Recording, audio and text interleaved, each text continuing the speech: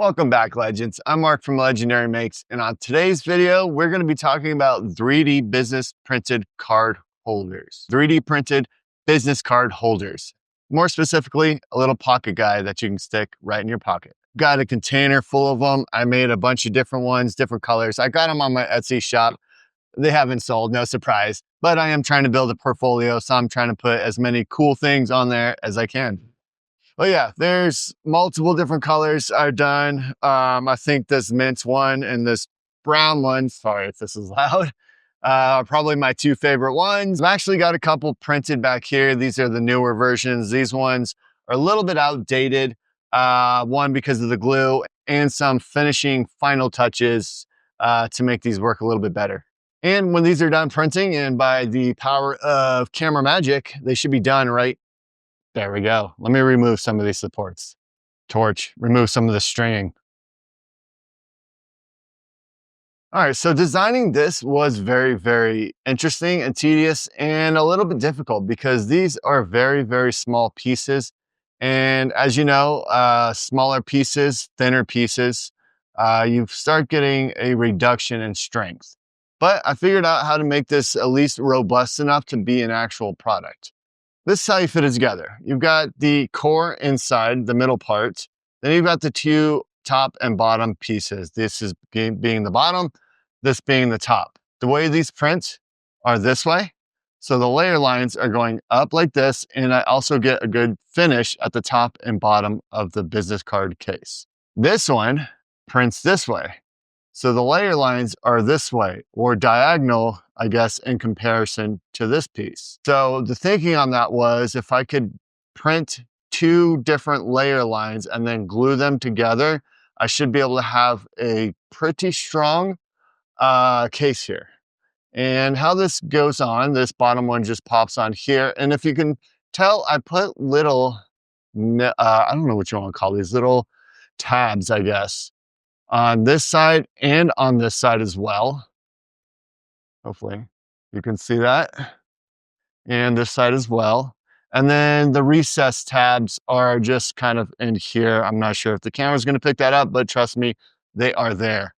I also made some little circle marks here and on this side to kind of guide me to where I'm going to need glue. So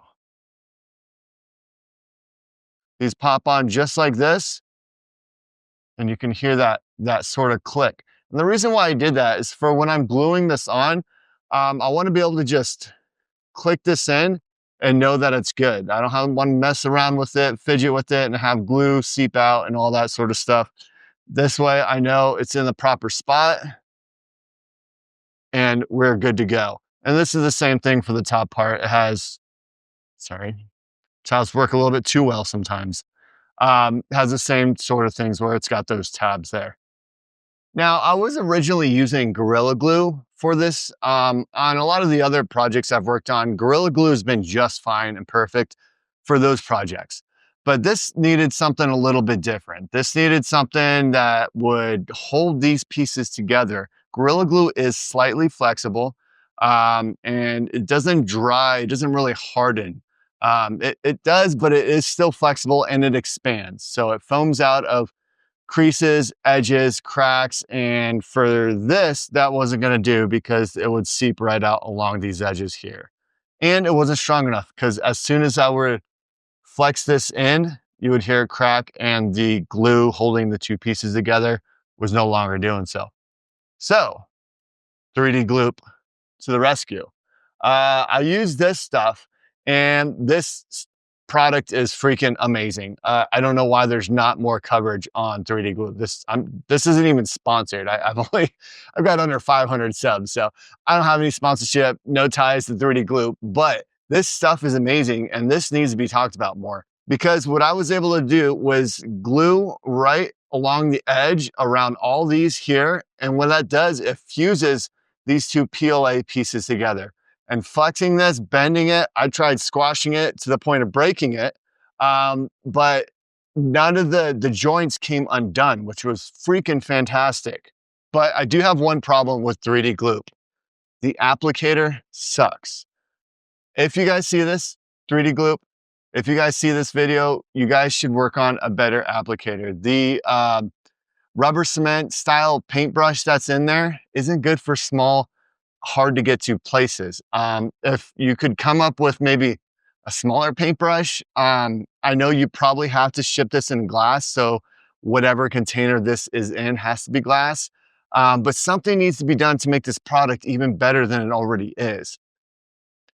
Because trying to get Gloop into the small, tight places was nearly impossible. There were definitely a few trial runs where I tried to use a Gloop. It would spill everywhere because it's oddly super liquidy, but not an interesting substance to say the least. But there was a lot of trial and error just trying to get the glue on just right. And that doesn't make it nice and easy for manufacturing. If for some reason this blew up and everybody wanted these, it would be a really hard thing to glue a bunch of these together just because the application process of 3D Gloop. But that's the only issue I have, which is probably a small issue because, like I said, 3D Gloop is awesome. And let's get a little zoom in on the features here.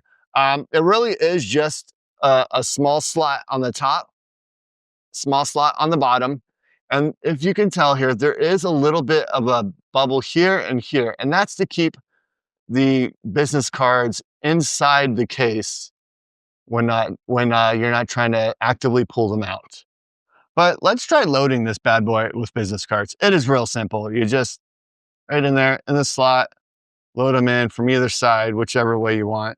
Top or bottom does not matter.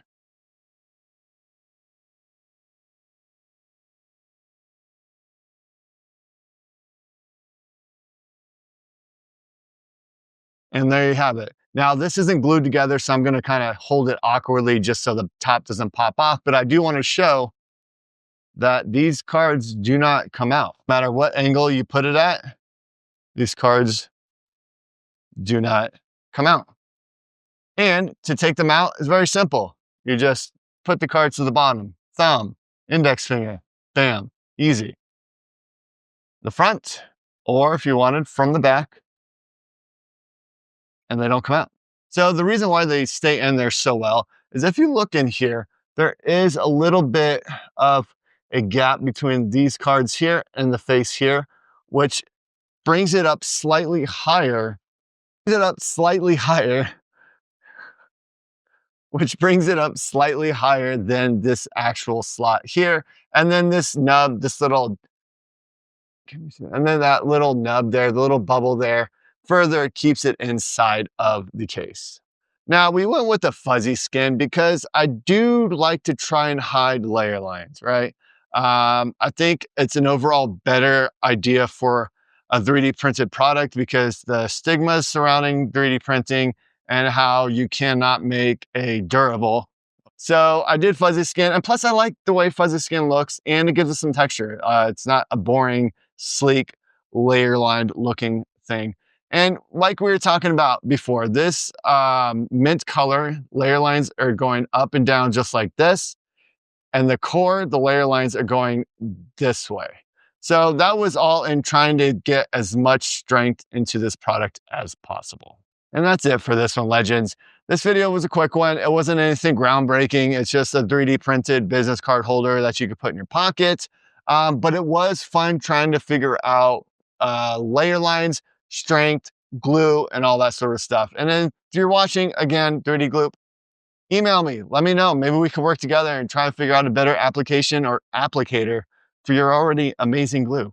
So if you like this video, make sure you like, subscribe, most important, share.